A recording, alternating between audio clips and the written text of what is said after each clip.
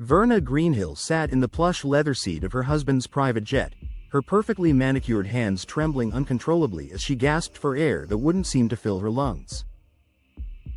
Her face, usually composed for cameras and charity events, was streaked with mascara and twisted in anguish. For over 2 hours, every person on board the Gulfstream G650 had witnessed the wife of billionaire industrialist Marcus Greenhill completely fall apart. Verna had tried everything to stop it. She'd taken the emergency anxiety medication her psychiatrist prescribed, practiced the breathing techniques from her $500 per hour therapist, and even allowed Dr. Reynolds, the private physician Marcus kept on retainer, to check her vitals 3 times. Nothing worked. The panic attack that had seized her somewhere over the Atlantic showed no signs of releasing its grip. Marcus paced the cabin's length, his phone pressed to his ear as he frantically called every specialist in his contact list. The man who commanded boardrooms and negotiated billion-dollar deals was utterly powerless watching his wife suffer. His 2 personal assistants hovered nearby with water, tissues, and increasingly worried expressions. Even the flight crew had quietly suggested diverting to the nearest airport, an option Marcus was seriously considering despite the Monaco gala waiting for them. The other passengers in the luxury cabin, Marcus's executive team and business partners, tried to look away, to give Verna privacy, but the raw sounds of her hyperventilating and sobbing filled every corner of the pressurized space. Some checked their watches anxiously. Others typed furiously on laptops, pretending the breakdown wasn't happening. The unspoken tension was suffocating. How could someone with every advantage, every resource, every comfort money could buy, be so completely undone? That's when something unthinkable happened. A young black woman in a simple domestic worker's uniform, crisp white blouse, navy blue skirt, practical shoes, emerged from the staff section at the rear of the plane. Jeannie Moreno moved through the cabin with quiet purpose, her worn leather bag clutched in one hand, her expression calm but determined. The executive team looked up in surprise, unused to seeing the help in their space uninvited. "Sir," she said softly to Marcus, who turned with desperate, red-rimmed eyes. "I think I might be able to help Mrs. Greenhill." Marcus stared at her, taking in her youth, her uniform, the obvious class difference.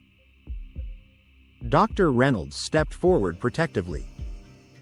"Miss, this is a medical situation. Mrs. Greenhill is under my care." "I understand, Doctor," Jeannie interrupted gently but firmly, her voice carrying a quiet authority that seemed impossible for someone in her position. "But I recognize what's happening to her. I've seen it before.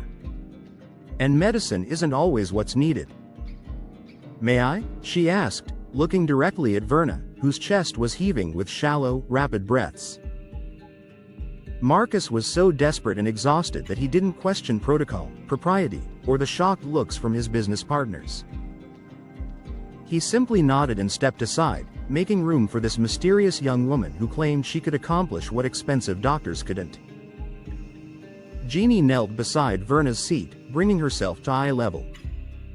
She didn't touch immediately, didn't crowd or overwhelm. Instead, she simply placed her hands within Verna's line of sight, palms up, waiting. When Verna's wild, panicked eyes finally focused on her, Jeannie spoke in a voice barely above a whisper, yet somehow clear enough to cut through the chaos. "Mrs. Greenhill, my name is Jeannie. I'm right here with you. You're safe. What you're feeling right now is temporary. It will pass." She paused, maintaining steady eye contact. "I'm going to place my hands on yours now, is that okay?" Verna, beyond words, managed a slight nod. The moment Jeannie's warm hands gently covered Verna's trembling ones, something miraculous happened. The hyperventilating began to slow. Not instantly, not magically, but measurably, noticeably. "Good," Jeannie said softly, applying gentle, steady pressure. "Now, I want you to feel my hands. Really feel them. Notice how warm they are. Notice the pressure. That's your anchor right now. Can you feel it? Verna's eyes, which had been darting around in panic, locked onto Jeannie's calm, steady gaze. She nodded almost imperceptibly. Perfect. Now, let's breathe together. Don't try to change your breathing. Just watch me. Jeannie inhaled slowly through her nose, held it for 4 counts, then released it gently through her mouth. She repeated this, never breaking eye contact, her hands never leaving Verna's. The entire cabin fell silent, holding its collective breath. Marcus stood frozen, watching in disbelief as his wife's ragged gasps gradually began to match Jeannie's deliberate rhythm. Dr. Reynolds clutched his medical bag, stunned. The executives had abandoned all pretense of working, witnessing something they couldn't quite comprehend. Within 5 minutes, 5 impossible, transformative minutes, Verna's breathing had normalized. The tears stopped flowing. Her hands, still clasped in Jeannie's, had stopped shaking. Her eyes, which had been squeezed shut in terror for hours, now remained open and focused, almost peaceful. "How did you?" Marcus whispered, his voice cracking with emotion and disbelief as he stared at this young woman in a domestic worker's uniform who had just accomplished what none of his resources could achieve. Jeannie looked up at him, still maintaining contact with Verna, who seemed afraid to let go. "My mother suffered from severe PTSD and panic attacks for years after leaving an abusive relationship. I learned that sometimes the most expensive treatment isn't what someone needs. Sometimes they just need someone who understands, who stays present, who reminds them they're not alone in it." Marcus sank into the seat across from them, his carefully constructed worldview cracking. He looked around the cabin and saw his entire team staring, not with annoyance or impatience anymore, but with wonder and something that looked like shame. They'd all watched Verna suffer for hours, maintained professional distance, deferred to credentialed experts, relied on pharmaceutical solutions. Yet this young woman, who they probably hadn't even noticed boarding the plane, had succeeded where they'd all failed. But what shocked Marcus most was what he noticed about this young woman who had just performed a miracle with his wife.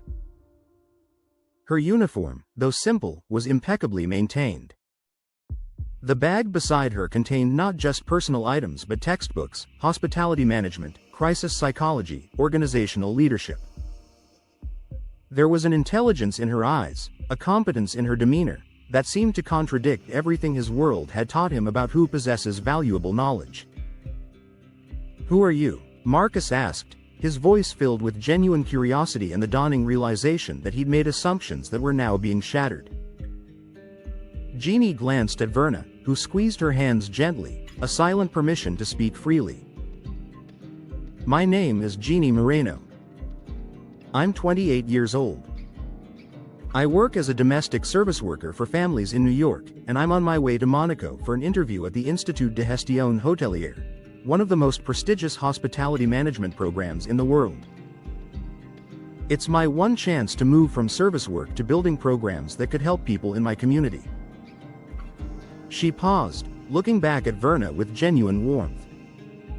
"And I learned everything about crisis management, emotional support, and what it really means to care for people not from expensive schools or fancy certifications, but from watching my mother survive, helping my neighbors get through hard times, and working for 10 years in homes where I saw both the best and worst of how people treat each other."